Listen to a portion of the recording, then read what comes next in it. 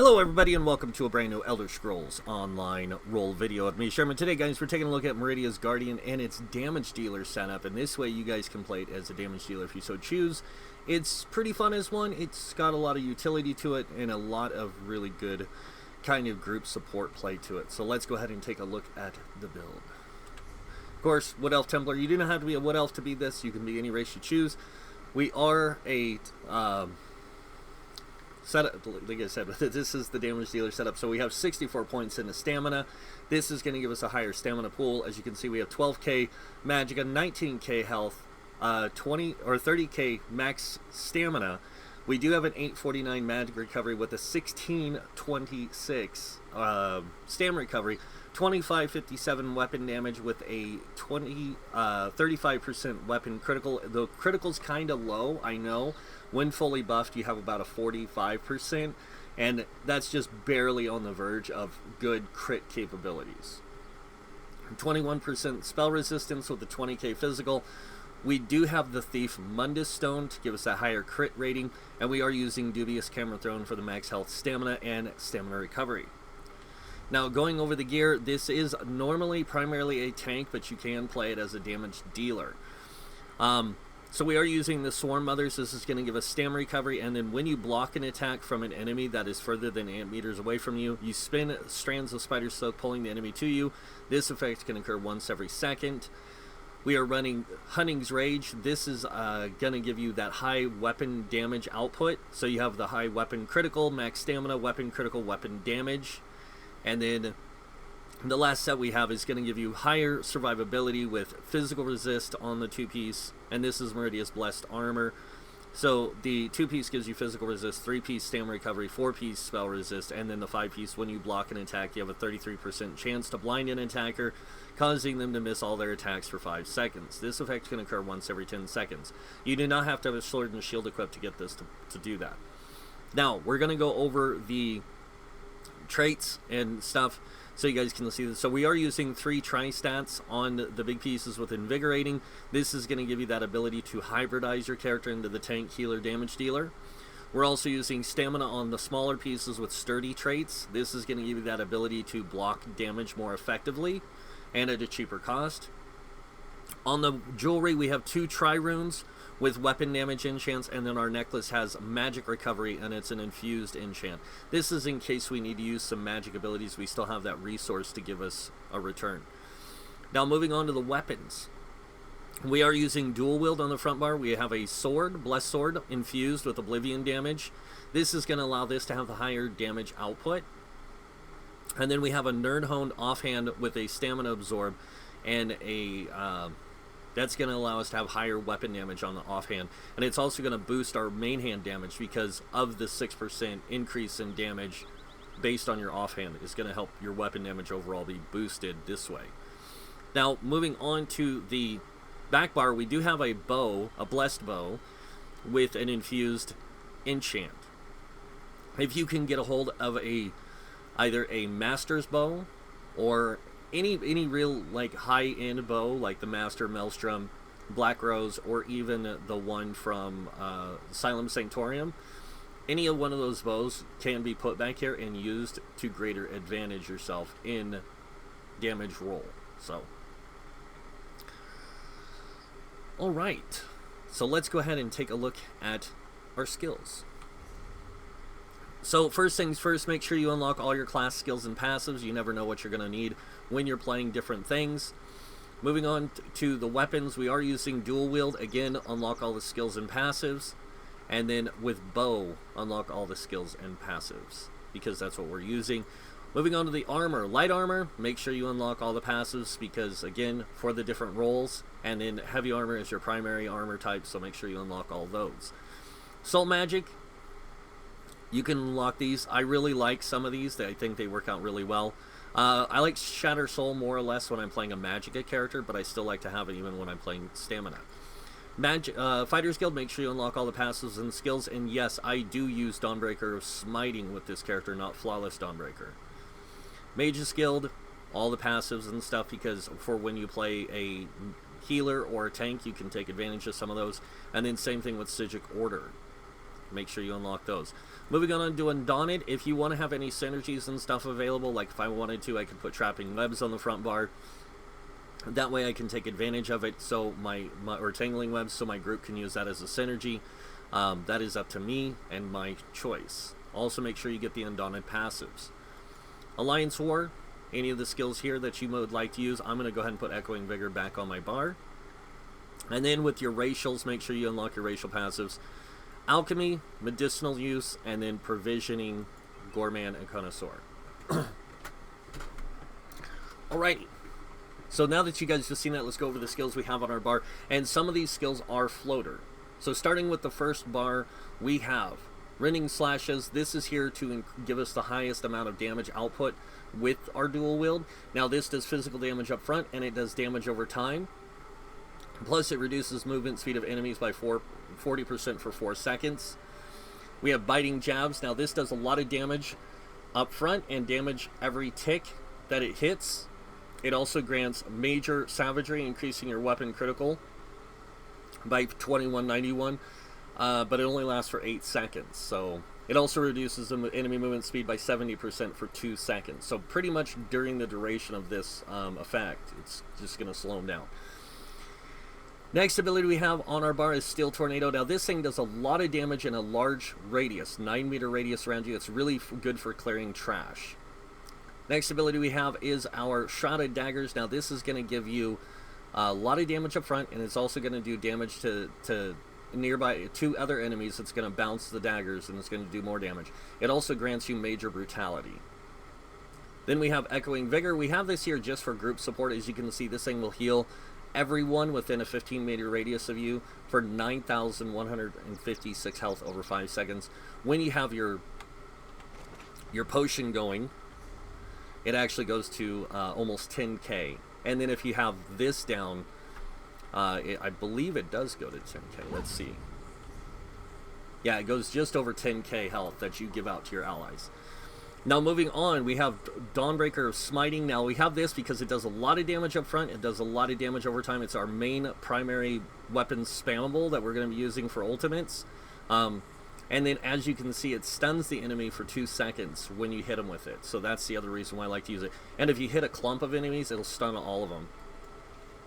Moving to the back bar, we have Rearming Trap. This is here for basically boosting our damage, because it does give us minor force for 6 seconds, increasing our damage dealt by 10%, our critical damage. We have Venom Arrow. This is here to give us a damage up front and damage over time. It's also a great ability for setting enemies off balance and while they're casting and stunning them. It'll interrupt, stun, and set them off balance, so it's a really good one for that.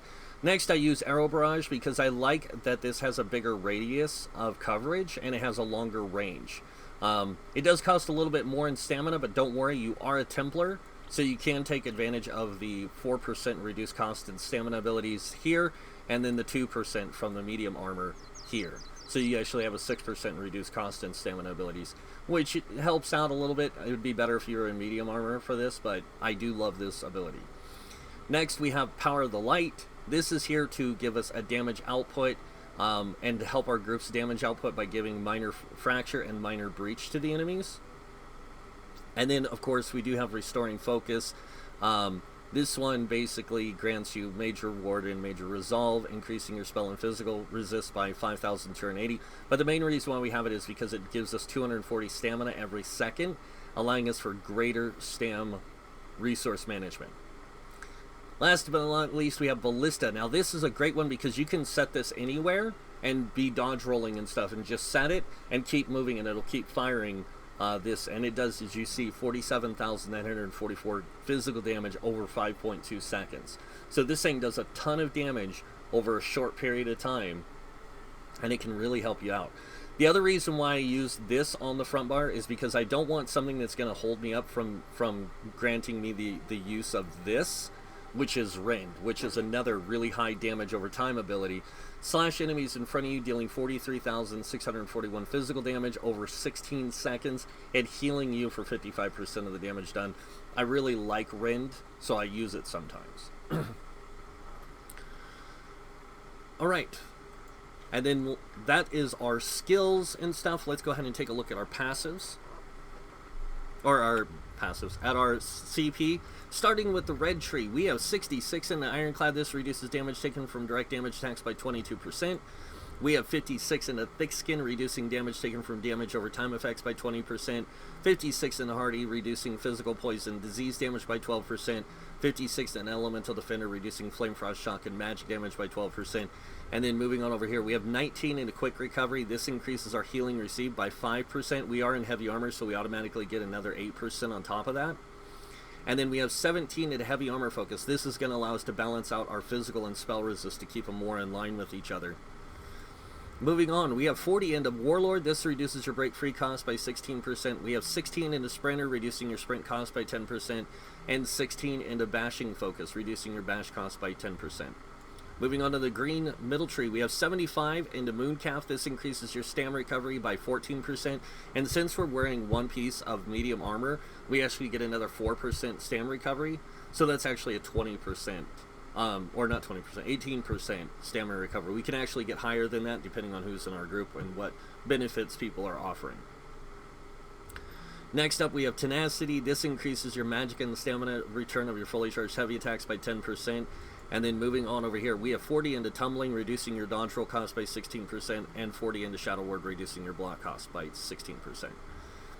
Now moving on over here, we have 43 into Bless. This increases your healing done by 10%. That's just to make that Vigor hit for more. If you're not using Vigor, take the 43 out of here and you can put it all into Piercing.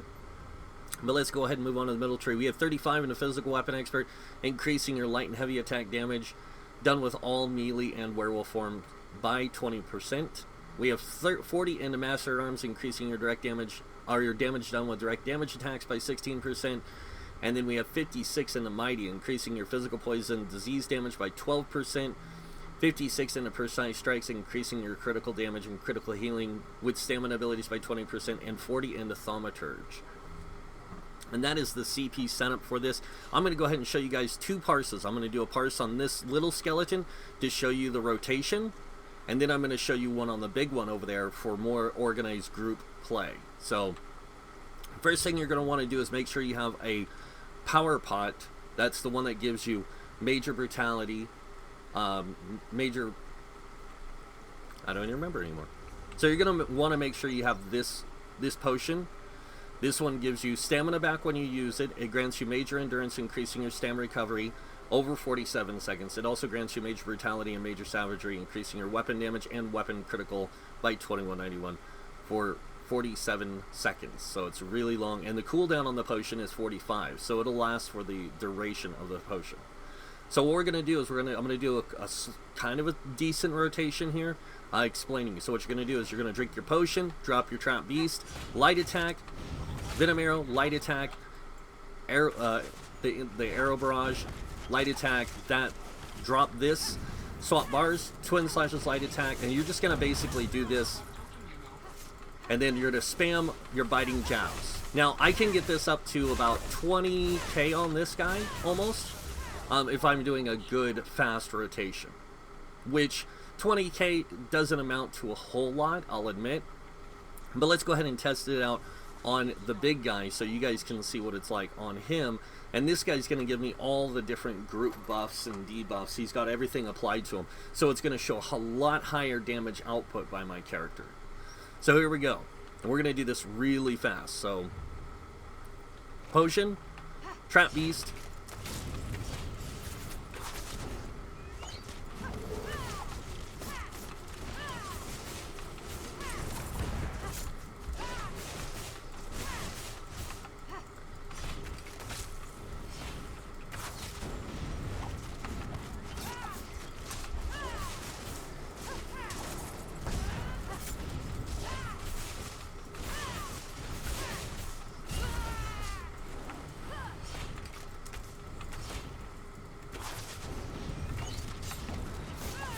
and if you're much better at this than I am, you can probably pull closer to 30k, maybe 40k, 30 to 35k DPS with this.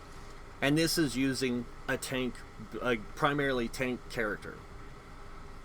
So 30k DPS is more than enough to play 90% of the content, both in normal and veteran, and most of the content even in hard mode. That's base game dungeons in hard mode. DLC dungeons you could try in hard mode. It's going to be really hard for you to die because you have such high resistances with this. Now, I'm going to do a few changes so I can take this into a dungeon and show you guys it. In a dungeon, this is more or less if you're playing solo.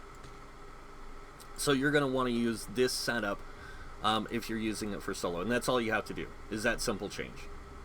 So what we're going to do is we're going to just transport over to, of course, my favorite dungeon right now, which is the Depths of Malatar.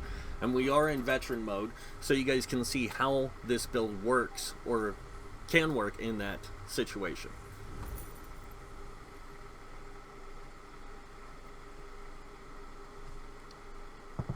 And before anyone asks, yes, this thing is over OP. I made it that way for a reason. Like, it's super unkillable, even like this, because even like this,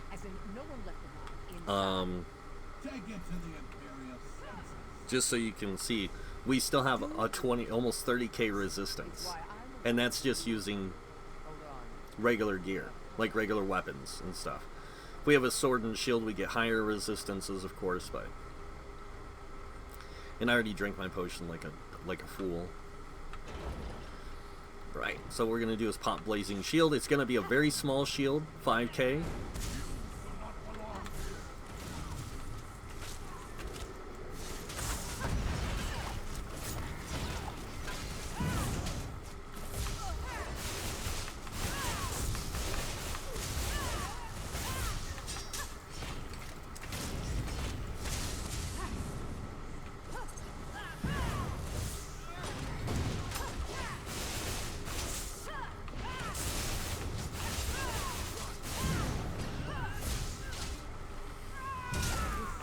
Yeah, see, that's why I like Dawnbreaker. The smiting, because you can knock all the enemies down.